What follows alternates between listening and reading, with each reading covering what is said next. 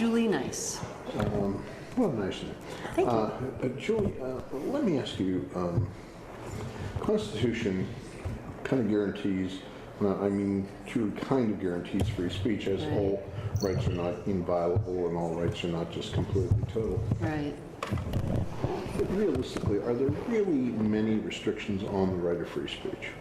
There are many restrictions on the right of free speech. For those of us who teach constitutional law, including First Amendment cases, we have very thick case books that are filled with cases that are all about restrictions on speech. The truth is, it's kind of the journalist's view. We look at who's speaking, what they're saying, where they're saying it, and how they're saying it. And all of those different factors can change whether or not the government can regulate. So it's very fact intensive, as I'm sure you know, and that means it's hard to make very general pronouncements about what's protected or not. Many cases trying to resolve issue by issue. Right.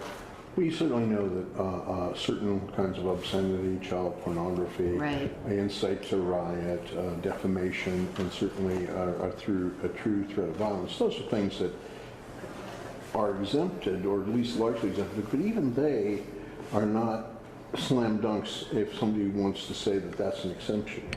I think that's right. So we generally say that the government can't regulate the content of speech, but as you point out, for example, if someone's in the street saying, let's right now, our angry mob, go get that person and follow me, here we go, that's speech so far, but it's crossing that line into conduct, inciting violence, we call it. And as soon as you move across that line, then of course the speech protection really evaporates, right? So we have a general rule, the government cannot look at the content of what you're saying, and yet certain contents are frowned upon and given less protection by the courts. So in this particular situation, here you have a known provocateur. Right. A person who says things which many people simply find odious or worse. Right. A person who entitles his speeches just things that are distasteful to lots of people, is well known to have these viewpoints, is highly insulting. I mean, all of the kind of negatives you can throw at, what are you going to get in this basket? Right. And then you bring it into a university context where a group of students has requested to hear this unpopular stuff. Is this speaker limited in his right to say what he wants to say?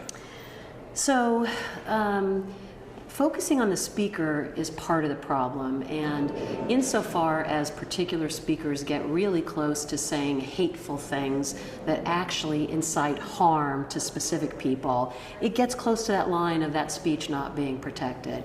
But as you point out, we have the second factor here is not who's speaking, but where they're speaking, which brings us to a focus on the university setting.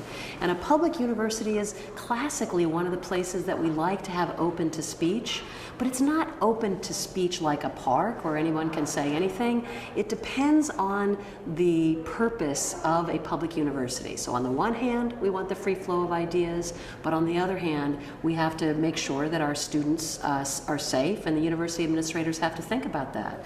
So this is not a new problem. We've had controversial speakers that might incite violence because of their speech or because of the reaction to their speech on university settings for many decades, certainly throughout the 30 years I've been following First Amendment cases. And we look to the individual facts. The general onus on the government is, and a public university is part of the government, is to allow speech and protect speech, even the speech you hate, right, of a hateful speaker, all the way up to the point that the speech crosses the line into inciting violence. And as soon as it's imminent that there might be actual violence or other illegality that it erupts, then the speech protections are deemed to be, or restrictions on the speech are deemed to be typically reasonable by the courts. So we're balancing free flow of ideas against public safety and order.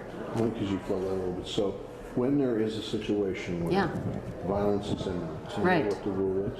The rule is when a speaker is saying something that seems to get close to the line of inciting violence, you look at, is the speaker intending to incite violence? Is the violence imminent?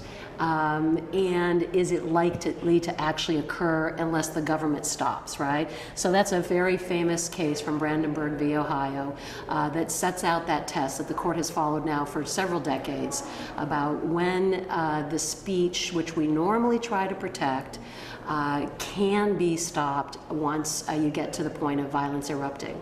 If you want to answer this question, here you have a guy who was scheduled to speak, Right. a well-known provocateur. Yeah. He was scheduled to speak at a certain time, a certain place. Sometime before that, in fact, well before he was actually supposed to speak, protesters started doing damage to the university and potential harm to other people and all of that stuff. Did the university err in canceling the speech, or did it have a duty to protect the rights of those students to hear that speech, as odious as it may have been?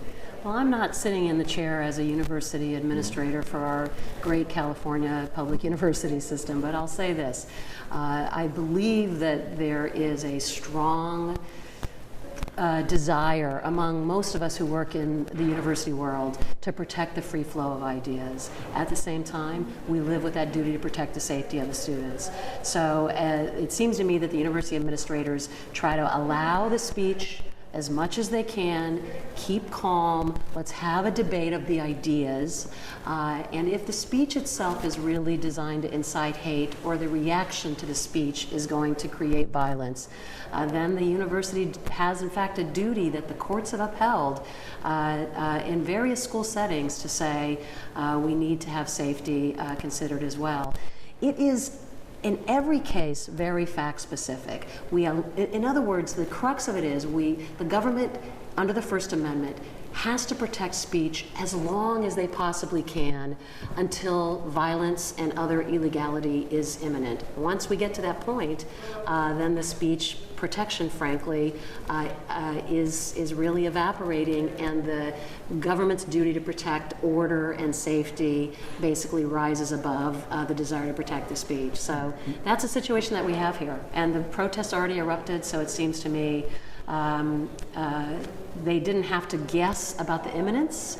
They could look at the facts and say, this situation has gone into a violent kind of state, and that's not a proper forum for the free flow of ideas, as we well know.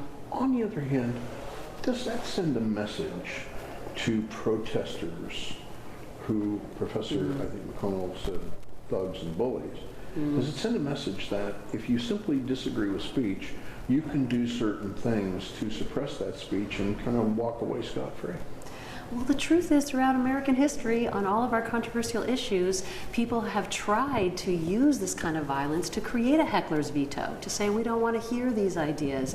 And it's true that violence, because the government can't tolerate that as a risk to people, does in fact tend to chill speech. That's been true on every side of the political divide, right? Which is why the courts have said quite clearly to the government, it's your duty, public universities, it's your duty, police officers, to protect the speaker as long as you can. You protect them dutifully up until the moment that the violence is imminent, and that's when the balance shifts and favors law and order.